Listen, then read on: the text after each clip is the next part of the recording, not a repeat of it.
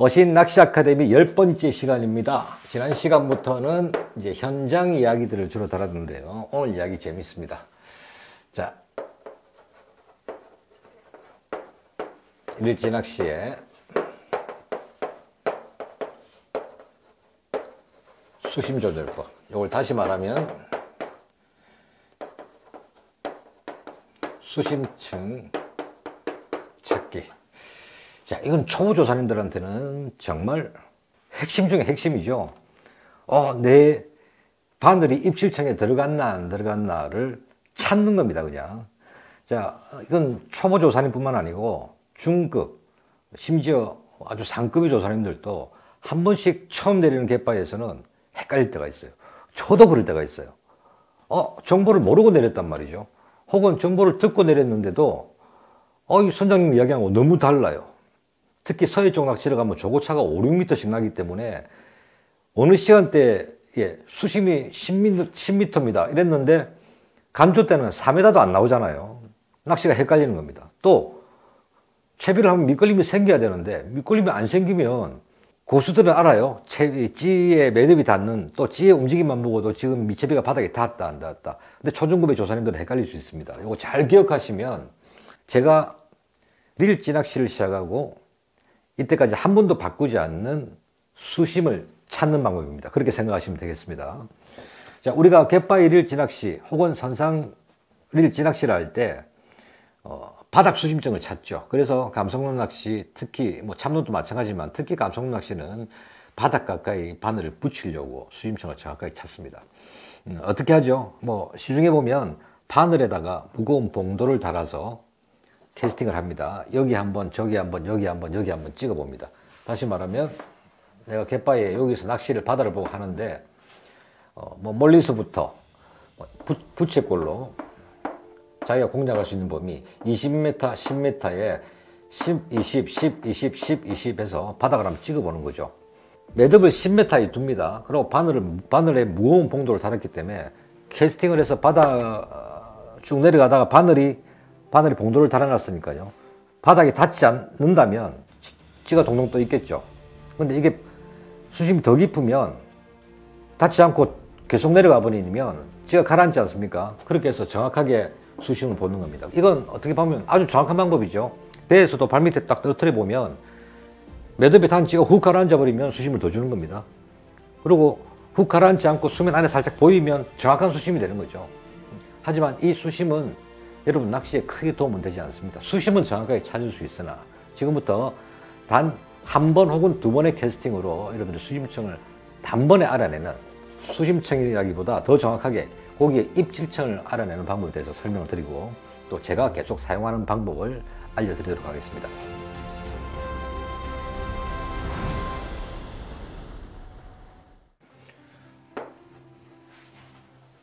자, 여기가 수면이고요.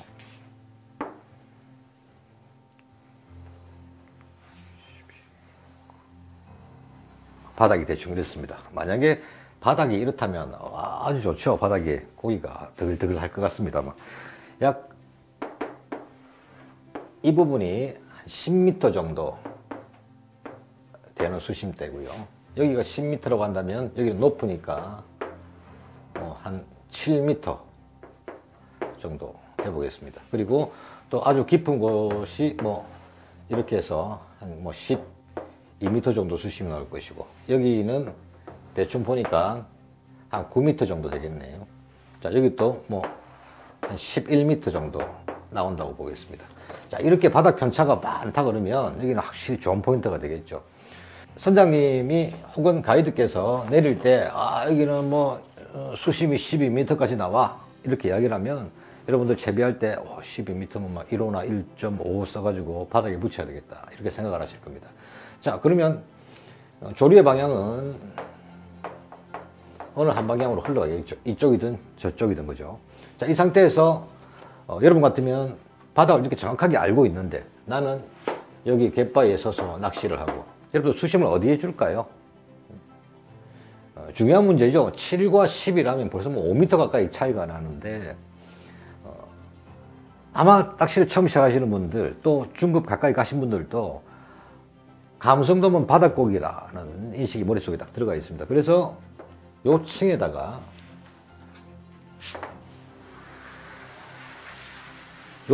수심을 맞춰서 10에서 12m 정도의 수심을 두고 낚시를 하게 될 겁니다. 그렇다면 여러분들 채비가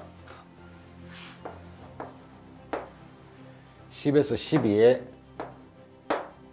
수심을 맞췄다면 이 채비는 캐스팅 할 때마다 미끌림이 생기게 됩니다. 실제로 제가 운영하는 동호회 회원들과 낚시를 함께 해보면요, 어떤 친구는 계속 미끌림이 생기는데도 그걸 정확하게 맞춰서 합니다. 얘가 이야기를 물어보면 수심을 과감하게 줄이라면 그걸 잘 못해요. 왜?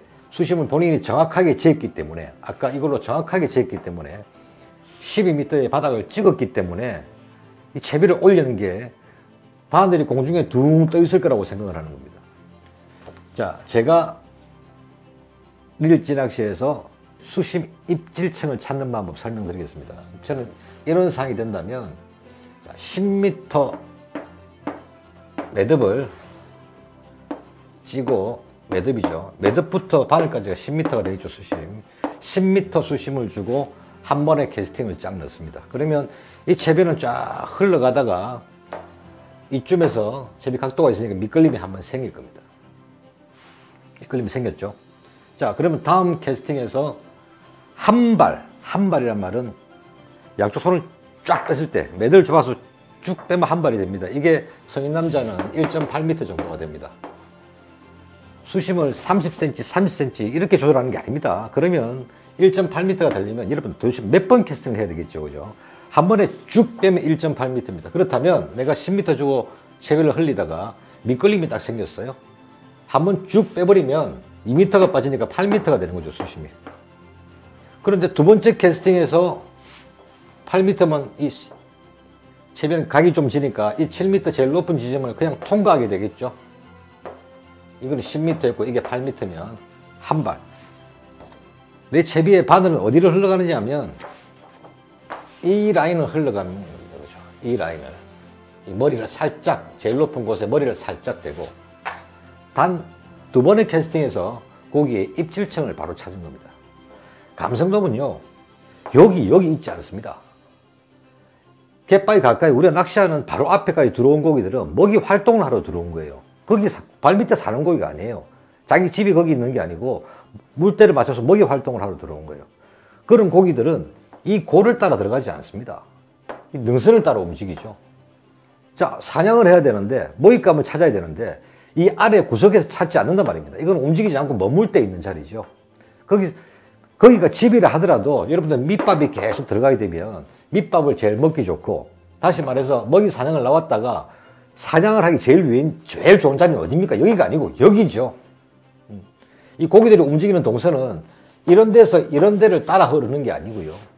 바닥에서 제일 높은 곳, 이곳과 그 다음 높은 곳, 이곳. 이렇게 이어간다면 또 이곳이 되겠죠. 여기서 여기, 여기서 다음 높은 곳. 요런 것들이 먹이 활동으로 온 고기들이 움직이는 이동 동선이 됩니다. 근데 여러분들은 계속 바늘을 바닥에 붙이는 거죠.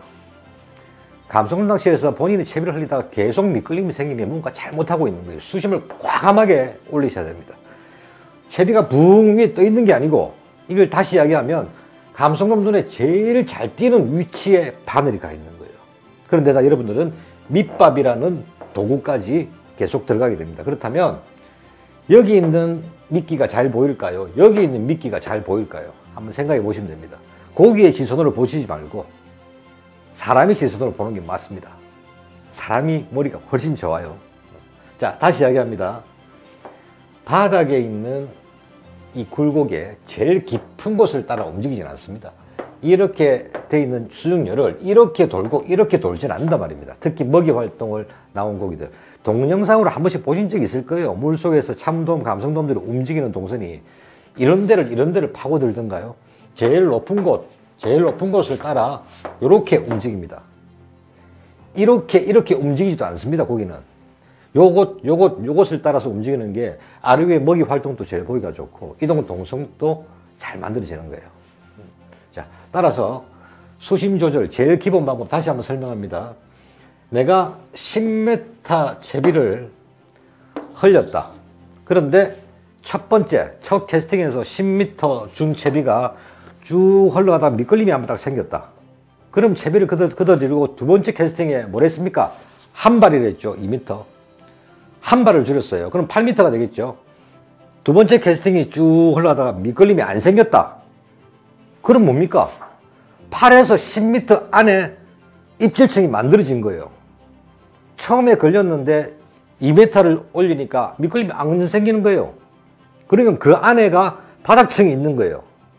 바닥층은 여기가 바닥층이 아니라 그랬죠. 바닥층은 여기 이 부분이 바닥층이 되는 거죠. 이 부분이. 두 번의 캐스팅에서 입질층을 찾은 거예요. 이 아이는 이 방법은 바닥을 찾는 거고, 여러분들 두 번의 캐스팅으로 찾은 것은 입질층을 찾은 거예요. 우리 입질을 받기 위한 것이지 바닥을 찾기 위해서 낚시하는 건 아니죠. 저는 평생 이 방법으로 입질층을 찾고 낚시를 해왔습니다. 저는 한 번도, 저하고 낚시해 본 분들 많이 계십니다. 제가 한 번도 바늘에 봉돌 달아서 바닥을 찍어서 수심을 찾은 적이 없어요. 감성돔은 그렇게 어려운 낚시가 아닙니다. 고기가 어장원이 풍부하지 않다 뿐이지 낚시는 아주 쉽습니다. 고기의 생각을 하지 말고 사람의 시선을 본다면 금방 답을 찾을 수가 있어요. 자, 우리가 이 바늘을 입질층에 넣는 것은 10cm, 20cm를 맞추는 게 아닙니다. 바닥층이라고 한다면 전체 10m 수심이라고 가정한다면 세 등분을 내서 아래에 이 33% 안에만 들어간다면 여기는 감성돔이 수심층이 되는 거예요. 너무 세밀한 낚시는 독이 됩니다. 과감하게 수심을 찾는 것이 단 두 번의 수심층을 찾는 방법이라고 할 수 있겠습니다. 자, 다음 시간은 이제 갯바위 현장에서 한번 뵙게 될 텐데요. 이 수심층 찾는 이야기들은 채비 선택과 함께 제가 직접 현장에서 함께 해보도록 하겠습니다. 아주 중요한 문제, 요거는 갯바위에서 꼭 다루도록 하겠습니다. 당신은 신을 믿습니까? 신을 믿는 이유, 피싱 내비게이터, 어종별 입질 확률, 피싱그램엔 어신 파트너스까지. 당신의 낚시 파트너 어신.